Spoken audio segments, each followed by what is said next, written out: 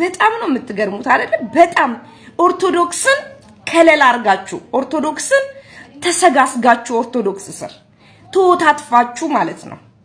በየስርቻው በየኦርቶዶክስ ስር ተወታትፋችሁ ግብረሰዶማውያን እያስፋፋችሁ ግብረሰዶማውያን እንደፈለጋችሁ ምድርን ካጠፋችሁ በኋላ ትውልድ ጸረ ትውልድ አጥፊ በየትምህርት ቤቱ ህፃናቶችን ሌሎች ሰዎችን ካቆሸሻችሁ በኋላ ጸበል ሄጄ ራሴን ላረጋጋ ነው የምትሉ ንፍጥ ጭንቅላት ያላችሁ ሰዎችና ይሄንን የተቀበላችሁ ንፍጣም ሰዎች ይሄንን እንዴት ሲጀመር ጭንቅላታችሁ ምን አስቦ ነው ጭንቅላቴን አረጋጋለሁ የሚለው? አማኑኤል ነው እንዴ?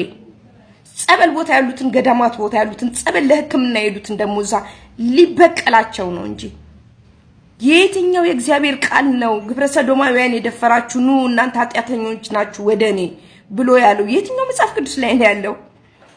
እግዚአብሔር ኃጢአተኞችን ነው ወደ ራሱ የሚጠራው የምትሉ በጣም የእውቀት ማነስ ብቻ ሳይሆን ይሄ የአይምሮ ድሃ የሆናችሁ ሰዎች ታዘብኳችሁ። የኛ ጸበል መሸሸጊያ ጸበል ማራከሻ ታማሚ ሰዎችን ማዳኛ ነው እንጂ ጸበል ግብረሰዶማውያን የተደፈሩትን ሰዎች እንደ አማኑኤል መሸሸጊያ አይደለም። አማኑኤል ሰዷቸው እነሱ አብደዋል።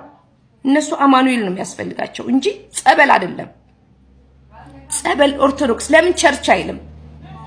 ለምን መስጊድ አይልም? ለምሳሌ ለምን የሆነ ቤተክርስቲያን አይጠራም?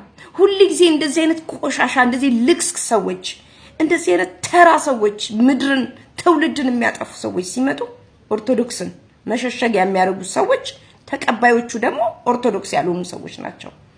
ይሄ እንደዚህ ያድርግ እንደዚህ አይደለም እንደዚህ አላረገም እራሱ መጠርጠር አለበት እሱ ነፃ ሰው ነው ሶፎንያስ ይሄንን አላረገም የምትሉ ሰዎች ኦርቶዶክስን አትወክሉ።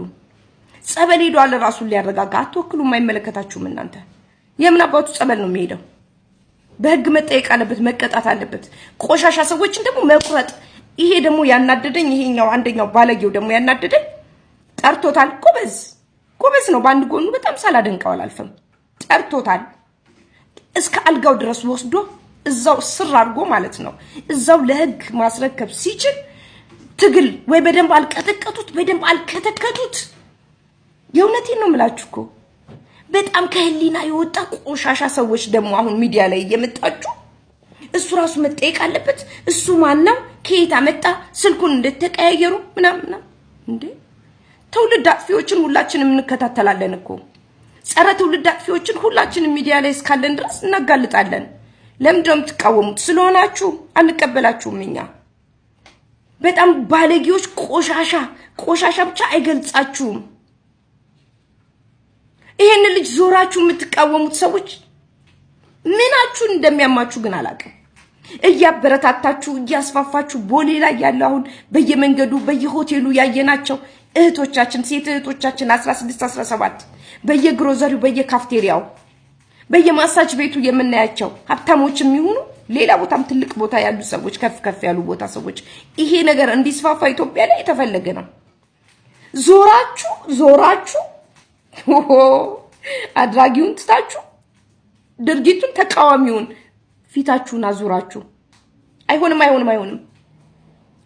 ትውልድ አጥፊዎችን አሁንም እስካለን ድረስ በህይወት እንቃወማለን። ደግሞ ማስፈራራቶች በክቶች ማስፈራራታችሁ ነው የሚገርመው። ምን ስለሆናችሁ የምታስፈራሩት እንዴ? ልጁ እኮ ኢትዮጵያዊነቱን ሃይማኖትነቱን መብቱን ነው የጠየቀው አይደል እንዴ? ይሄ እኮ ሲሆን መንግስት ነው መጠየቅ ያለበት። ባህልና ቱሪዝም አለ አይደል እንዴ?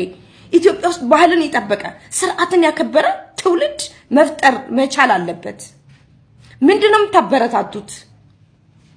ምንድነው እንደዚህ አይነት ኋላ ቀሮችን ሰዎች ሲመጡ እንደዚህ አይነት ቆሻሻ ሰዎች ህፃናቶችን ለመበከል ህፃናቶችን ለመግደል የሚመጡትን ሰዎች ተቀብላችሁ አብራችሁ አሜን የምትሉ ሰዎች ምስኪን ሰዎች ደግሞ በዚሁ ልክ ደግሞ የምትጠራጠሩ ሰዎች አስተውሉ። ማስተዋልን ይስጣችሁ።